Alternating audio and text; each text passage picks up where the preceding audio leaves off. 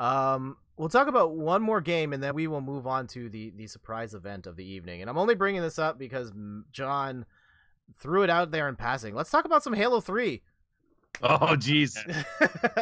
I happened to be streaming this with Yasha a couple weeks ago, my sister-in-law's boyfriend.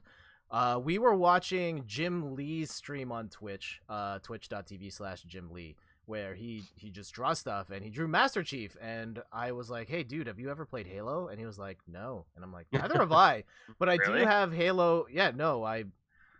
So Halo came out during a time when I was a hardcore Nintendo loyalist, so I did not play pretty much anything on PS1 or PS2, and I also didn't play anything Xbox related. I think once I got the Xbox 360, I somehow stumbled on a Halo 2 disc, which I played for about 20 minutes before I was like, nah, this isn't for me. But so we finally tried some Halo 3, and we played the first 2 levels co-op. And at first it was like, okay, we're just like mindlessly walking through these scenarios, just mowing down these guys. And then the enemies started to get smarter, and I was like, oh, this is kind of cool. And by the end of it, Yash and I were like, yeah, this is great. We should play more of this. Yeah, for sure. Yeah, my experience with Halo is almost indefinitely just multiplayer, but fun. And I remember playing some of the matches, or some of the single player with my brother, because you could do the co-op campaigns like you guys are doing. Super fun. That was definitely a worthwhile experience. So I remember one of the only, I think that I can remember really the only time I've ever added people after a match as my friend so we could play again was in Halo. I mean, and I rarely do that because whatever. I have my group of friends that I play with or whatever. But yeah, that was the first time I was like, yeah, these guys are cool, like talking over the headsets and, you know, add me as a friend. It was like it was one of the first times I've ever wanted to add somebody like that. For sure. So Jett, you never played like Halo 2 or multiplayer or anything like that? No.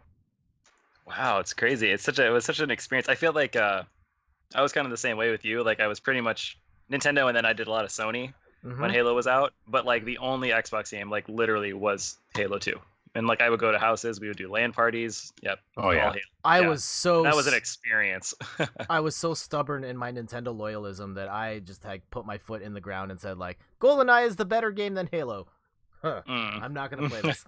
And of course, history is proven me wrong on that, but that's okay. No, that's okay. I mean, GoldenEye was great, but I just feel like Halo was, I don't know, Halo is Halo, dude. Yeah. It's definitive. So are you guys I'm glad you finally played it. Are you guys excited for Halo Infinite? No. You know.